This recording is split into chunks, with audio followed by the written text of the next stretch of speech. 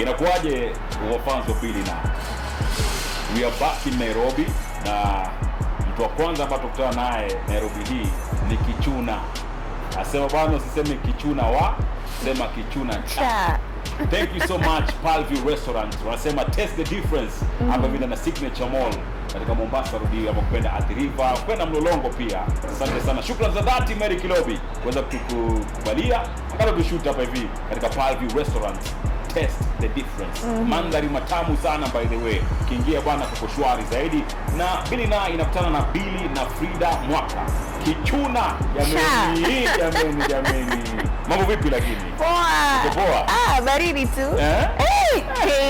Baridi. Sura yako umeiomba? Jamani, sura yangu hata sijaitengeneza vizuri bado kwa sababu ni mapema, ni asubuhi. Uko fit lakini? Niko salama. Mambo vipi? Thank you. Unajua umenizoea Billy lakini. Kwa nini? Kunipiga simu asubuhi niombe kwenye kipindi. Sasa siwajua lazima ukibarikie kipindi. Unajua mtoto mzuri kama wewe, kicheko kama hicho chako mwanzo ukisikia asubuhi. Kinakuwa shwari. Malkia wa kicheko. Kwa mpigo. So Frida, watu wanakufahamu tu kwa mara kwanza ambao wanakufahamu muda mrefu kuingia KTN pale. Hebu niambie, kabla KTN ulikuwa wapi, ulikuwa unafanya nini? Kwanza kabisa sijui nikuanze wapi. Sasa ni kama safari yangu ya wanahabari. Nilianza tuseme Daystar niliingia mwaka 2013, alafu nikajihusisha na redio pale, kituo cha redio ambayo inaitwa Shine FM. Nilikuwa napiga show na Hassan Omar ambaye yuko ndani ya redio. Hilo jina Mr. Incredible actually ilitokea sasa pale Daystar. Na yeye Hassan ndo akanipa mimi jina Kichuna kwa sababu kwa tunapiga show pamoja. Sasa nikiharakisha ama nikija mbele kidogo, mwaka 2015 nikajiunga na the presenter KTN.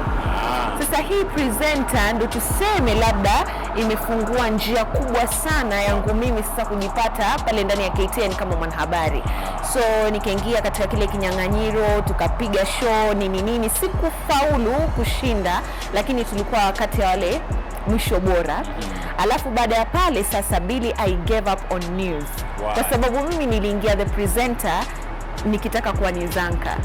But the fact that sikupata ile opportunity, mafans huko nje watu wanasema ulikuwa tumekubalia wewe, mbona ukatubwaga nini? Unajua tena reality shows zikanivunja moyo. Nakumbuka sitamtaja lakini kuna mdosi mmoja sasa hivi yuko KTN aliniambia, Frida, I want to give you an opportunity to be a reporter. Nikamwambia sitaki, labda baadaye, lakini sasa nimevunjika moyo. Alafu I was very young, so I'm coming in this competition nikijua kuwa nitashinda. Ulijua ni wewe na si mwingine? Nilijua ni mimi. Kwanza nilikuwa mimi ndo msichana peke yake ambaye nafanya Kiswahili. Unaona sasa, so vile sikushinda nikakufa moyo, nikaachana na mambo ya news.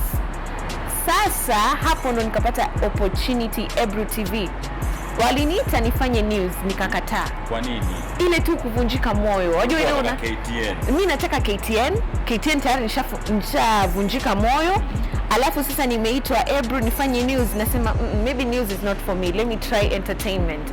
Sasa hapo ndo entertainment yangu iliingia. Nikaingia sasa nikaanza kupiga kipindi ambacho kilikuwa kinaitwa Halua Maua. Kipindi changu mimi nilikitengeneza. Halua Maua ilikuwa mambo ya lifestyle shows lakini tunaifanya na Kiswahili. Nikafanya Halua Maua lakini Ebru TV. Ebru TV ni Ebru sijui vile wewe ulienda shule. So nikafanya Halua Maua, wakapenda sana wadosi wangu. Alafu mimi kila mahali nikienda lazima naimba gospel, naongea mambo ya Mungu, kwa hivyo wakanipatia pia gospel show. Ilikuwa pia ni kipindi kipya kinaitwa Vuka 360. So Ebru nilikuwa nafanya vipindi viwili, Halua Maua na Vuka 360. Tukaendelea, nikakuja sasa nikaachana na Ebru kwa sababu ilifika time pia ilikuwa tuna struggle, mwanangu pesa haziji. Kupata kuwa pia mshahara kidogo uko chini. Nikakuwa poached Kubamba Radio. It's a gospel station. Sasa Kubamba Radio pale nikaenda nikaungana na mwenzangu St. P, tukaanza kupiga kipindi kinaitwa Jikoni Radio sasa. Sasa pale ndo naweza sema Kichuna cha mwaka, malkia wa kicheko alikuwa iwasikika sana kwa sababu mafans walikuwa wanapiga simu, basi cheka tu. Hebu mwanzo cheka tusikie, hebu cheka tusikie.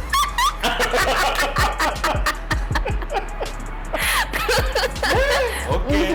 Sasa pale radio it was Billy, wacha nikwambie, you are in the right place. Radio is paid. Radio ni kila, yani radio hata sijinja, radio ni kipenzi. Yaani umefall in love now. Mimi fall in love na radio, unazungumza na watu wanakusikiza, unasikiza shida za watu, zile ambao unaweza kutatua na tatua, lakini yani radio ni kipenzi. Lakini ilipofika 2018 you just feel your season is ending, kusema ukweli. Sasa mimi nikaanza kumwambia radio host wangu, co-host, nikamwambia mimi na feel season yangu inaisha kubamba radio. Sasa ananiuliza sijajua nienda wapi. Ananiuliza so ina maana kwa utafanya nini? Kwa sababu mimi pia am a fashion designer, niko na duka langu anashona nguo. So hiyo time ndio nilikuwa nataka sasa nifungue duka, niwe serious na mambo ya kushona. Mimi nikamwambia sijui, lakini na feel my season is coming to an end. Mpaka mdosi wangu wa radio nilimwambia mimi season yangu ya radio hapa kubamba radio na feel ni kama najisikia tu bila hiyo. Ulikuwa upo, mafanzi wapo, yani mshahara sawa. Kubamba radio kidogo ulikuwa kuna ile kustruggle, kwa sababu it's a new radio station, unajua tu mambo ya advertisement, alafu hii ni gospel station, hamwezi advertise pombe, beti, nini, mambo ya sport pesa haziwezi ingia, so kidogo it was a struggle. But the issue was not mshahara per se. Issue ilikuwa na feel tu I'm moving to another season, I'm moving to another glory, lakini nilikuwa haijajitokeza na sijaifahamu. Sasa hapo nikaanza kufanya interviews, auditions, naitwa Milele FM, naenda. Sasa milango ikaanza kufunguka tu, kila audition ikikuja mimi napigiwa simu, naambiwa njoo audition. Siku moja mdosi wangu wa kubamba anaitwa DJ Moz akaniita akaniambia, Frida, I want to release you, I feel TV is calling you. Hivyo tu akaniambia, Frida, wewe ni mkali radio, lakini wewe ni unapenda TV. Hauna sura radio. Sura radio ndio ipi? Sura kazi zetu. Akaniambia TV Frida unaipenda na mimi I want to release you. So nataka ujue mimi kama mdosi wako hivi sasa ukapata opportunity ya TV, you have my blessing. Go. Si rahisi Billy. Hebu sasa hivi Tom Japani ya kupigia simu akwambia Billy, I want to release you. Unasema wala mtakula nini? Mtalipata nini? So akanambia nikipata opportunity they have my blessings. Nakwambia Billy, opportunity sasa zikaanza. Niliitwa station zote za TV. Kwanza nilianza na Radio Citizen wakaniita fanya radio, lakini kipindi ambacho nilikuwa napatiwa ni cha saa 10, mimi siwezi drive show. Mambo ya kurauka bana Billy. Hiyo cha saa 10 alfajiri. Alafu ilikuwa ni ile show, it's very pace yake kupolepole. Mimi nimetoka kufanya show mkubwa, mimi na DJ hapo tunacheza tuna nini. Sasa mimi I was very honest with them, nikaambia hii pesa meitaka, lakini kusema ule ukweli hakuna haja nije nifanye kitu ambacho si kichuna, unajua. So lakini mimi tayari nilikuwa napiga magoti, najua Mwenyezi Mungu unafungua opportunity ya TV. And that's how God opened opportunities. Nikapigiwa simu KTN, nikaambiwa nije nifanye interviews za news. So Frida, umeingia KTN day 1, unaenda hewani. Wanaambia kwamba unapigia kila mtu, niangalie nitakuwa hewani. Sikupigia mtu. Billy. Wacha nikwambie, nilienda pale tumbo tayari ni langu ambako alisikia wewe mwenyewe, mpaka ngabaki zile za jamani, mtazamaji hata atasikia through the mic, kwa sababu that was the worst experience in my life. Sikudanganyi Billy. Something ambacho unataka umepewa. Nimepewa tarehe 6 August 2018. Nimeingia pale ndani ya CEO Tom HR nikasign contract. Alafu kidogo training, lakini ile siku sasa tulienda hewani. Babu wakumbuka tarehe? Ndio, sasa sitaki kuikumbuka. Mbio ya KTN ama ndio ilikuwa mbio weekend. Ilikuwa mbio weekend saa 10. Ndio mara kwanza sasa unaenda hewani. Tumbo hili. Alafu unajua sasa pressure, kuna wale watu ambao wanashangaa of all the people mbona wewe. So kuna that side of people, alafu kuna wale ambao they're so happy for you. Sasa simu kila mtu amekupigia, kila mtu, yani hiyo siku kama hakuna stima nyumbani, watu wapo kwenye simu wanangoja. Nikaanza sasa ile introduction yangu ikaenda salama. Kuja yaja intro za English. Wewe mwenyewe Kiswahili. Mimi ni Shatens, day 1, intro zinaangalia hivi English. So tayari nikaingiwa na nika tense kidogo, lakini huo ni kawaida ile intro ikifanya vile. So director akarekebisha ikakuja Kiswahili. Sosion namwita William Ruto. Kwa sababu ya kupanic. Umepanic. Mwanangu, funny for me that day. Ilikuwa yani, lakini najipa kongole kwa sababu Billy, kusema ukweli, nilitoka nikaanza kupigiwa simu, mpaka wanahabari wa station zingine waninipigia simu wakaniambia, Frida, umeanza vizuri kuliko baadhi yetu.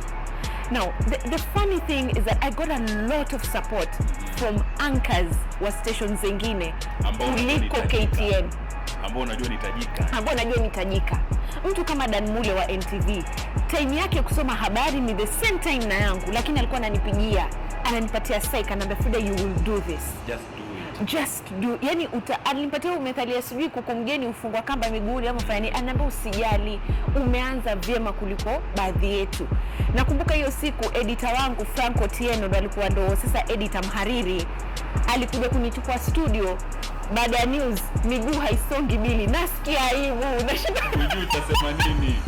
Akaja akaniambia, mama, you need a thick skin, you've done better than majority of us. Ellen akanipigia simu akaniambia uko sawa. Sasa mkuu wa kitengo cha Kiswahili Paul Nabiswa, baada ya kama wiki moja hivi, ashainipigia simu for like 2 hours akiniongelesha, akaniambia, Frida, uko sawa mama, watu hufanya makosa, lakini sasa sitaki uingiwe na ile mentality ya utaenda on air ukosee useme hili, kwa sababu ni zangu, nilikuwa nashindia tu kunradhi. Kidogo hii, samahani. Mtukufu rais, kunradhi. Mkuu wa kitengo nakumbuka alinipigia simu. If he doesn't know, by the way, he made me cry. I felt like I had a father. Kwa sababu ni call for 2 hours, akaniongelesha, akaniambia, mama, usijali. Akanipatia examples za wanahabari wote.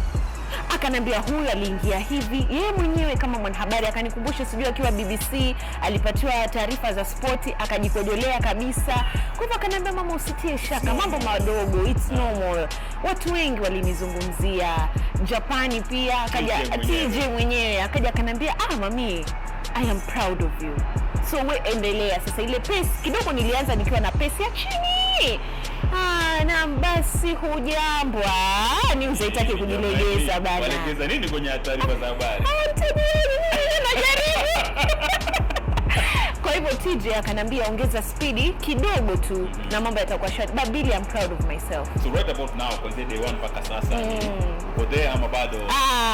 Billy, I am proud of myself. Kama huu ni Frida ambaye na taarifa zote za Kiswahili nimefanya. Leo mashinani, jukwaa la KTN, Prime. Siku hizi napiga Prime. Hebu tupe intro. Tupe intro kama tunasoma habari. Taarifa za corona sasa hivi. Intro pekee yake tusikie bwana. Maana sasa mpenzi mtazamaji. Sasa mimi hapa ni mpenzi. Wewe mpenzi mtazamaji. Na wapenzi watazamaji wana hila jamani. Wapenzi watazamaji, muwe na adabu. Wewe una taking it personal.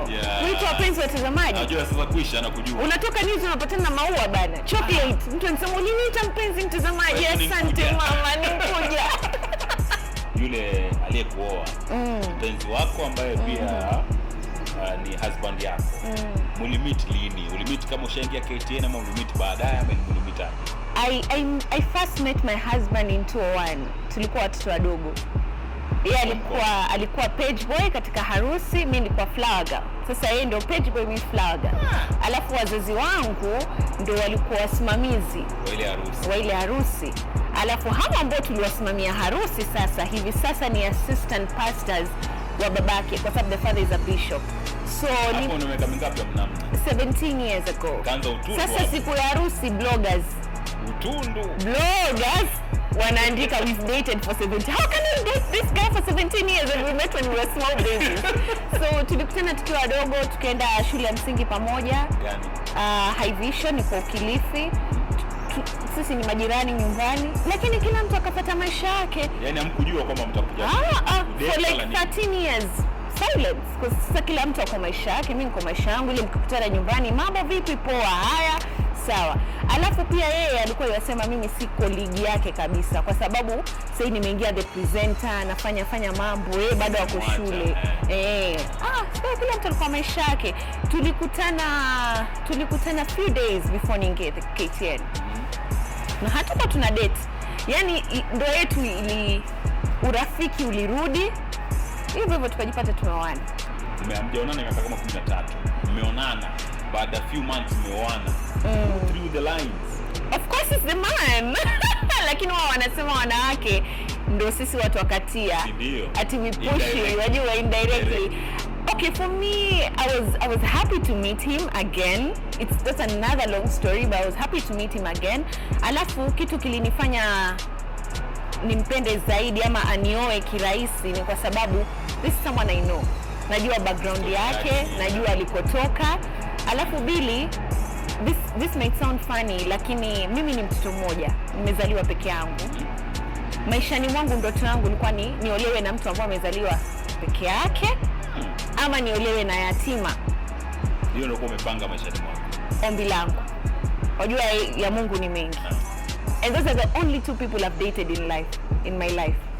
Ex wangu ni yatima na aliyenioa ni mtoto mmoja. Kwa hivyo pia sijui ilikuwa mapenzi ya Mungu, yani ilikuwa mapenzi ya Mungu tuseme, lakini ilikuwa rahisi kwa sababu sasa najua background yake, namjua vizuri. Wewe una maswali mengi. Wajua mimi mambo yangu ya ndoa naeka chini ya maji. Vizuri siweze kuelewa kwa sababu ili blogger wasikilie kati na kuombea mambo ya uongo. Sitaki. Kama mwaka hivi miaka miwili.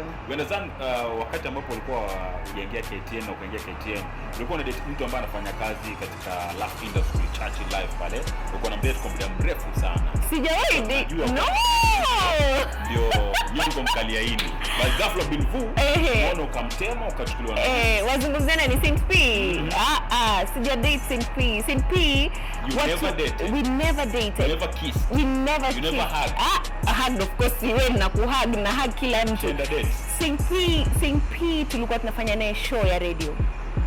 Sasa chemistry yetu ilizengua watu wengi sana. Kwa sababu tuliingiliana kabisa. Chemistry yetu imezungua watu wengi sana. Mpaka kuna watu katika hii industry walikuwa washajitolea kununua kreti za soda. Kuna watu walikuwa washajitolea kwa ma-MC. Grounds tulikuwa tushapatiwa sisi za harusi. Watu wanasema kama wewe na Saint P mnaoana basi tumewapatia haya mambo yote. So Frida, wengi wakiolewa especially kama kwenye industry huwa tukirudi tunaona mbadilisha majina yao yanakuwa jina la mume. Kwamba bwana Frida Mwaka so and so Sasa mbona wewe umebaki Frida Mwaka? Uliolewa kweli ama ulikuwa una shoot video? Kwani Frida Mwaka na Frida Mwaka so mwili umbadilika, sura imbadilika. Si ni ile tu. Frida Mwaka is a brand on its own. So we agreed mimi na bwanangu kuwa ni maisha yangu. Media nini? Yeye aliniambia at the end of it all, I'm your husband. Whether you say my name or not, it doesn't add anything. So, kuna watu ambao wamebaki zile za lakini unajua mwanaume huwa anafeel ile pride kuwa jina lake linatajwa. Kama pride yako wewe mwanaume ni kusikia jina lako linatajwa, then I don't know.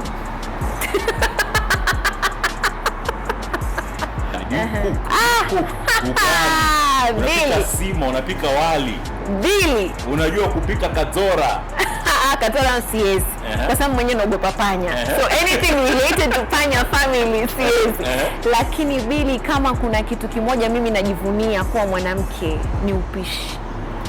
Unajua kupika. Na hapo nampatia mamangu kongole kwa sababu nilipokuwa mtoto mdogo mamangu alinitengenezea jiko langu. Akipika chapati na kanda chapati na pika.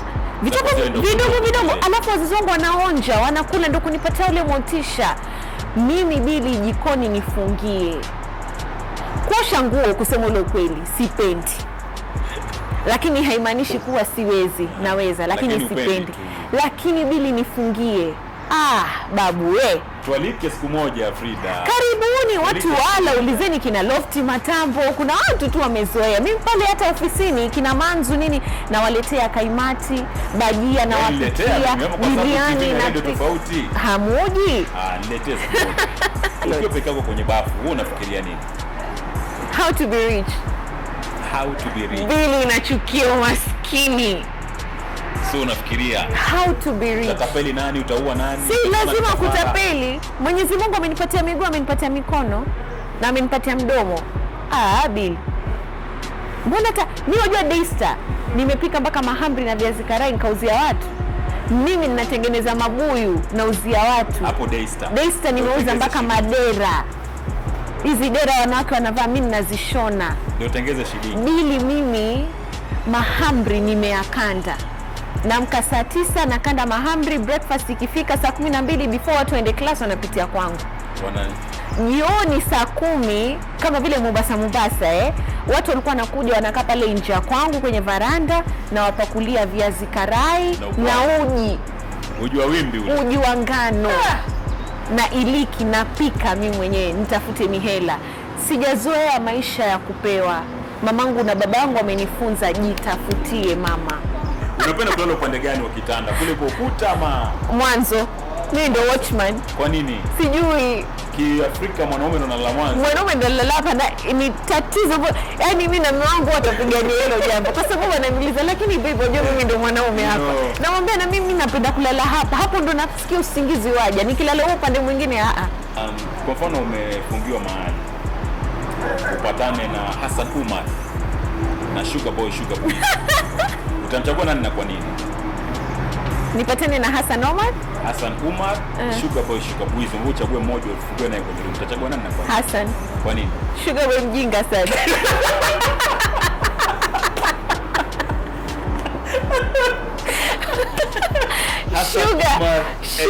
Sugar mjinga wajua. I love Sugar Boy. Nampenda sana. Lakini Sugar anaweza kosa kuniokoa kwa sababu ile ujinga yake. Tuweza umia na Sugar tu kwa sababu ujinga yake. Lakini Hassan Omar pia reason ambayo nitamchagua Hassan, nimemjua kitambo, ni rafiki yangu, ni mwandani wangu. Yaani ile Hassan nimemjua. Siri zako zote zake kwanza ndo nazijua. Ziko hapa. He's my brother. Yaani nimemjua kutoka kitambo. He's my very good friend. So Hassan Omar. Imekuwa amazing sana kuwa na Frida Mwaka kwenye bili na yani maswali ni mengi tu sana lakini muda nao unatupatia kisogo na wigu sana. Usahau kusubscribe kwenye YouTube channel yangu Bili 100, alafu follow me kwenye Instagram Bili 100, Facebook Bili 100, alafu kwenye Twitter pia Bili 100. Shukrani za dhati hapa hivi katika Palview Restaurant Signature Mall, nasema kwamba test the difference. Na tunataka kula lunch hapa hivi sasa hivi. Yani ni amazing tu sana. Make your way to Signature Mall by the way. Napatikana Athiriva hapa, sio hapa kutoaje hapa. Mlolongo tu hapa mbele ya Sabaki. Sabaki. Karibu Toto Petrol Station hapa hivi. Unapata hapa hivi Signature Mall, Palview Restaurant. Thank you so much kwa kupatia nafasi ya location hii. Bwana, till next time tuonane, make sure kwamba una sanitize, una keep your social distance na usisahau kuvaa kibarakoa. Vipi Frida? Mimi siagi. Aga. Niambia watu na YouTube channel yaja. Hebu tuambie. YouTube channel yaja inaitwa Tabasamu na Kichuna. Hebu tabasamu. Nakuja, make sure follow. Nakwambia itakuwa baa mkubwa kabisa. Pia kina Bili mtawapata pale ndani. Lakini Bili, asante kwa platform yako. It was really nice. Ingawaje umeniweka 2 hours, but it's fine. Kichuna cha mwaka Frida Mwaka kama kawaida, tukutane ndani ya KTN leo weekend pale. Nitakupatia taarifa tendeti zenye usawa na ufasaha wa lugha. Salimie Happy. Mwambie ana bahati sana. Bili. Ana bahati sana. Yajua. We are out baby.